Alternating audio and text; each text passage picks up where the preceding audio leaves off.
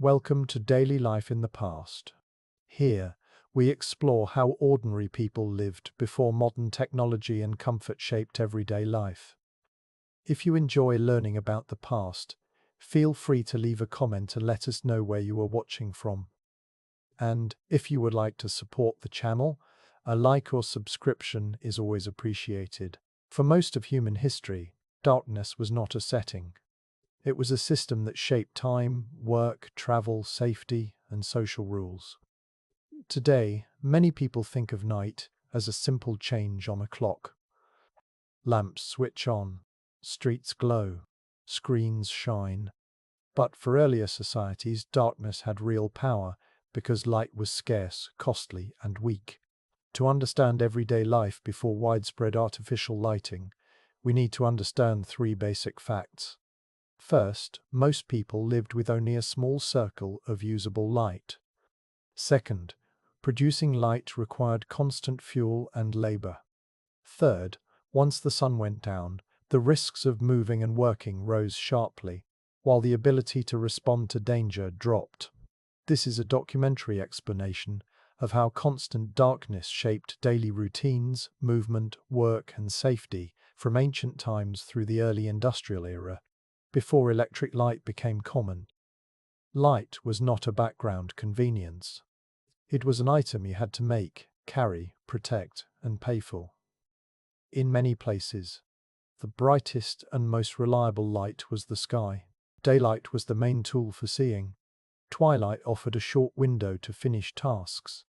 Moonlight helped in open areas, but it changed with weather and seasons. Cloud cover could erase the moon. Forests, narrow streets, and walled towns could block what little light existed. In this world, most planning began with the sun. If you missed your chance during daylight, you often waited until morning. This shaped the rhythm of work, trade, and family life. Before modern lighting, indoor spaces were darker than many people imagine. Even at noon, houses could be dim. Windows were smaller in many regions for reasons of cost, climate, and security. Glass could be expensive or uncommon. In colder climates, people limited drafts. In hot climates, they managed heat and glare. Many homes had one main room where cooking, eating, and craft work happened close to the hearth. Firelight helped, but it was uneven and smoky. It lit what was close and left the edges of a room in shadow. This mattered for every task that required detail: sewing, reading, writing, repairing tools, sorting grain, carving wood, and caring for wounds. Because artificial light was limited, societies developed light discipline. People did not treat light as something to fill a whole room. They treated it as a small resource directed at a specific task. If you were doing fine work, you brought the work to the light, not the light to the work. Artificial lighting existed long before electricity, but it came with trade-offs. The simplest light came from open flame, torches, small oil lamps, and candles. Each type depended on local resources. Candles could be made from different materials. In many places, ordinary households used tallow, made from animal fat. Tallow candles were useful, but they could smell, smoke, and soften in warm weather. Better candles were made from beeswax, which burned cleaner and steadier, but beeswax was often more expensive. Even where beeswax was available, it could be reserved for churches, wealthy households, and special occasions. Another low-cost option in parts of Europe was the rushlight, a dried plant stem treated with fat. It produced a small flame and did not last long, but it gave a modest amount of light for minimal expense. Oil lamps were another major category.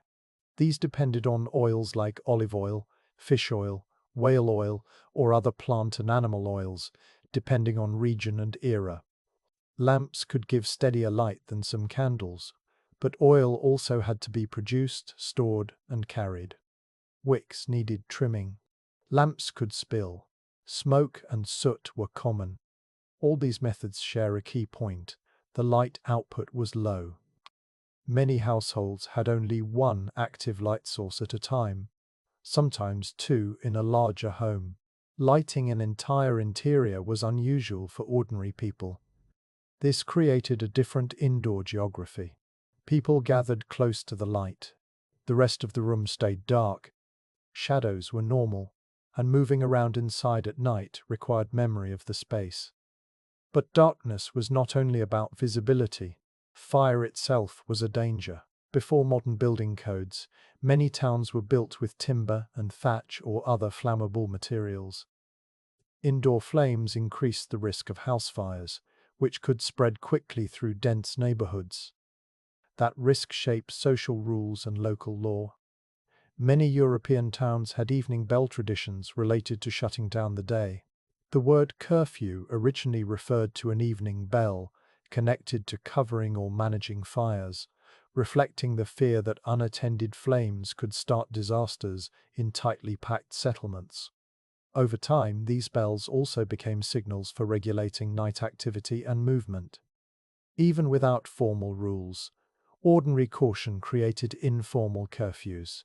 Families secured doors, banked fires, and reduced movement.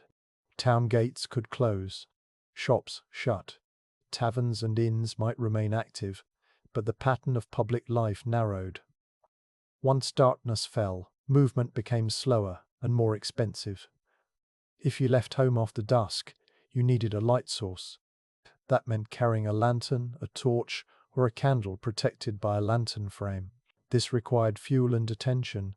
Wind could put out a flame. Rain could ruin a torch. A candle could drip and burn your hand. Oil could spill. In crowded streets, open flame near clothing, carts, hay, or wooden walls could create hazards.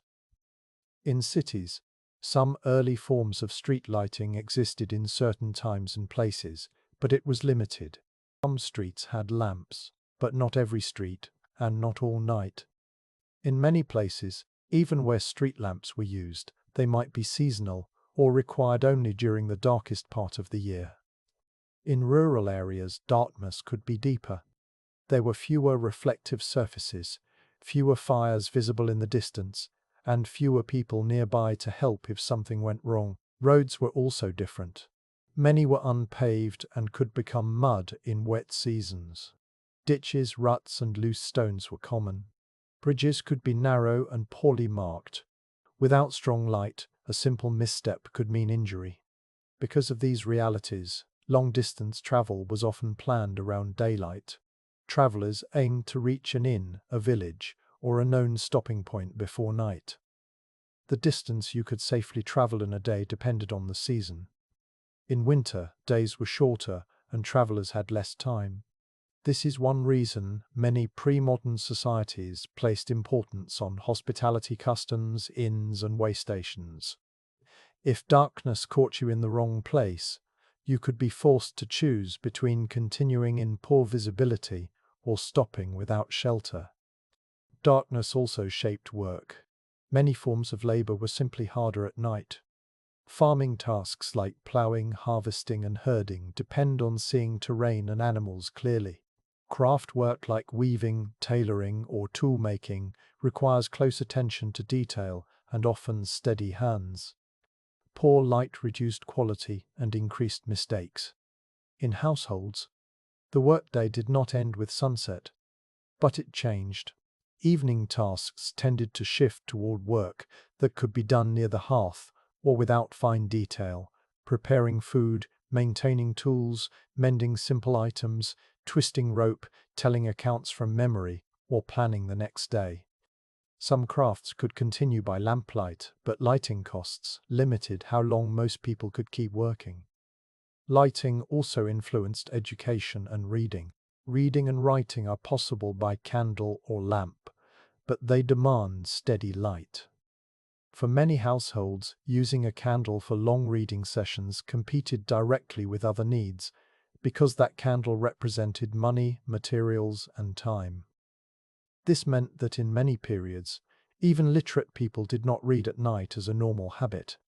Reading could be reserved for certain settings, monasteries, wealthy homes, schools, or professional spaces. For ordinary people, oral communication remained important. partly because it did not require light. News, instructions, prayers, and stories could be shared in a circle around a fire. Darkness changed safety in a simple way.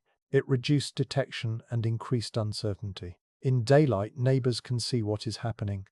People can recognize faces. A group can track movement along a road. At night, those advantages shrink. Shadows hide actions. A person standing still can be invisible at a short distance. Sounds travel, but sound alone is hard to interpret. This is why many communities invested in nighttime order through social structure rather than technology. Local enforcement often relied on watch systems and community obligation. Towns and cities used forms of night watch, sometimes with watchmen responsible for patrolling streets, calling the hour, checking for fires, and responding to disturbances. The system was not modern policing. It was closer to guardianship and alarm response. But even an organized watch faced limits. Watchmen had limited light. They could not easily chase someone through dark alleys. Their ability to identify suspects depended on local knowledge, witnesses, and catching someone in the act. Because investigation was difficult in darkness, prevention mattered. Communities used barriers and routines. Doors were bolted. Gates were closed. Animals were brought in. Tools were stored. People avoided traveling alone. Groups moved together when travel at night was necessary. Businesses also adapted. Merchants and craftsmen planned deliveries and market trips for daylight. Warehouses used guarded storage. Inns used rules about who could enter and when. In many societies, nighttime behavior carried extra suspicion. A person wandering late without clear purpose might be questioned because nighttime movement was unusual for ordinary work, and because it created fear of theft, assault, or arson. This did not mean night activity did not exist. It did, but it was concentrated in certain roles and places. Some work required night labor. Bakers might begin before dawn. Fishermen could work at night. Sailors worked by watches. Soldiers guarded positions around the clock. Midwives could be called at any hour. In cities, certain trades and services operated late, especially where ports, markets, or entertainment existed. Still, the general pattern remained. Darkness narrowed the range of normal activity. Darkness also shaped health and sleep. When people had limited light, many went to bed earlier by modern standards, especially in winter. Sleep patterns could be different. Historical evidence suggests that in some places people practiced a form of segmented sleep, a first period of sleep, then a wakeful interval, then a second period of sleep. During the wakeful interval, people might pray, talk quietly, check on animals, or do small tasks. Over time, this pattern became less common as artificial lighting increased and schedules changed. Whatever the exact sleep pattern in a given time and place, the larger point remains. Darkness helped define the night as a distinct part of life with its own rules, expectations, and rhythms. Seasonal change made darkness even more powerful. In higher latitudes, winter darkness arrived early and lasted long. This shortened work time and increased reliance on stored food and fuel. Winter also raised the value of firewood, candles, and oil. In summer, long daylight hours expanded possible work time, and people could spread tasks across more hours.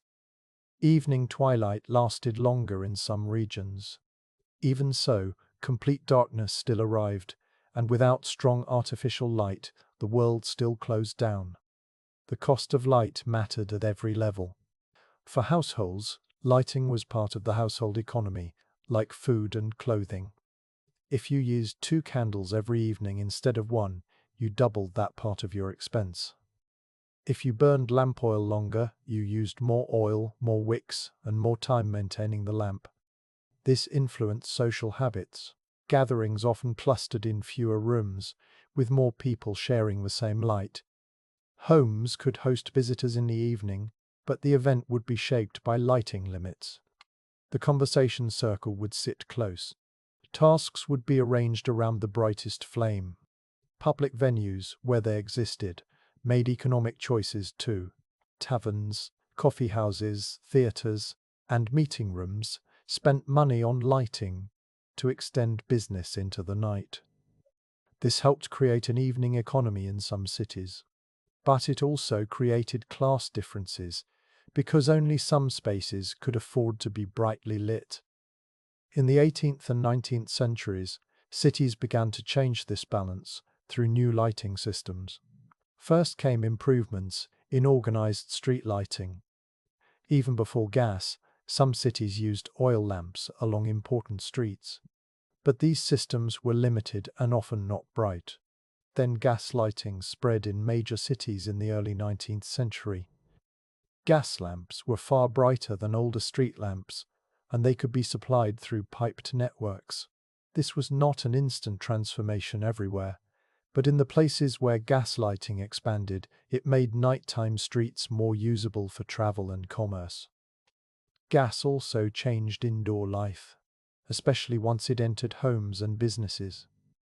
A gas jet provided steadier light than a candle, and it could be turned on without the same daily candle-making labor. But gas brought new risks, including fire hazards and air quality problems in poorly ventilated rooms. Later in the 19th century, electric arc lights appeared for streets and large outdoor spaces. Arc lights were extremely bright and could illuminate wide areas. Early systems were often used for major boulevards, commercial districts, and public squares. After that, incandescent electric lighting began spreading. Over time, electric lighting became safer and more practical for indoor spaces than open flames and gas jets. Still, adoption varied by region, wealth, and infrastructure. The key result of these changes was not simply more light.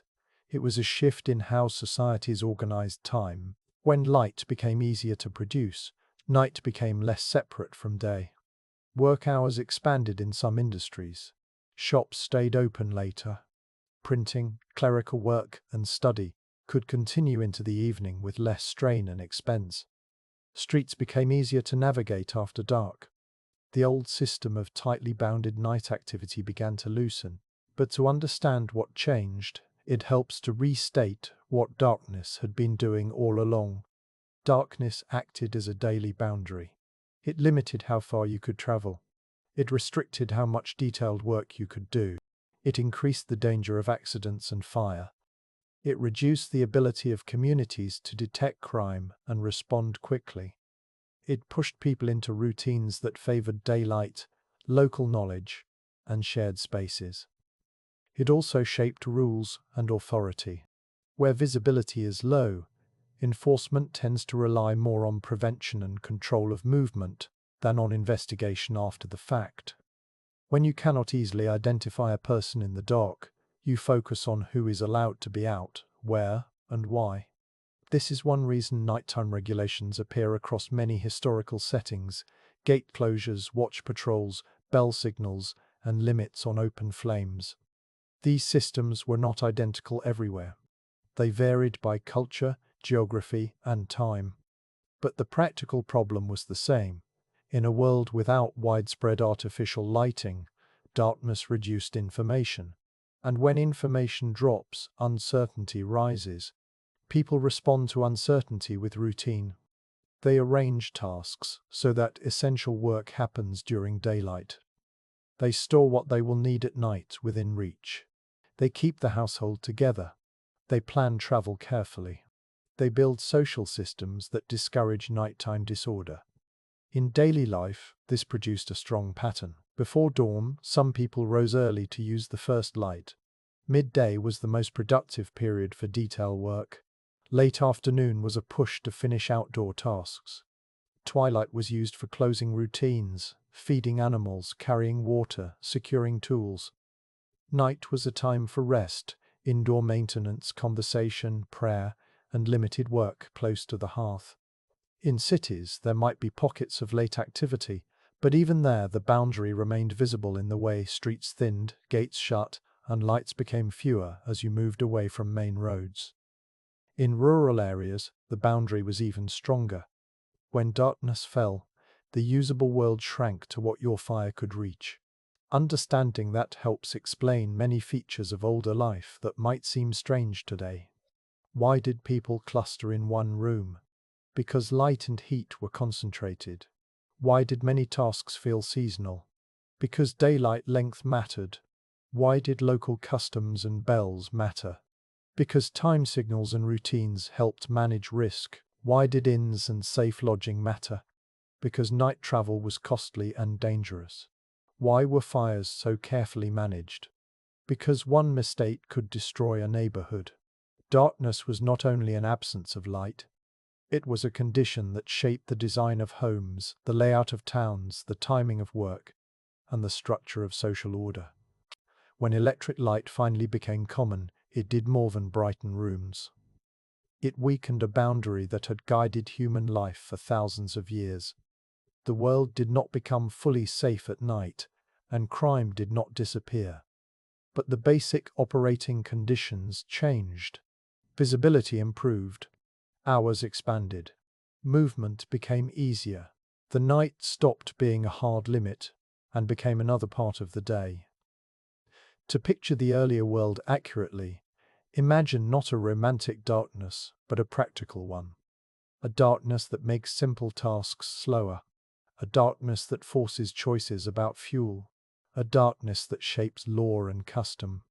A darkness that turns the home into the main island of safety. That is what it meant to live with constant darkness. A daily reality where light was precious, night was narrow, and human routines were built around the reliable return of the sun.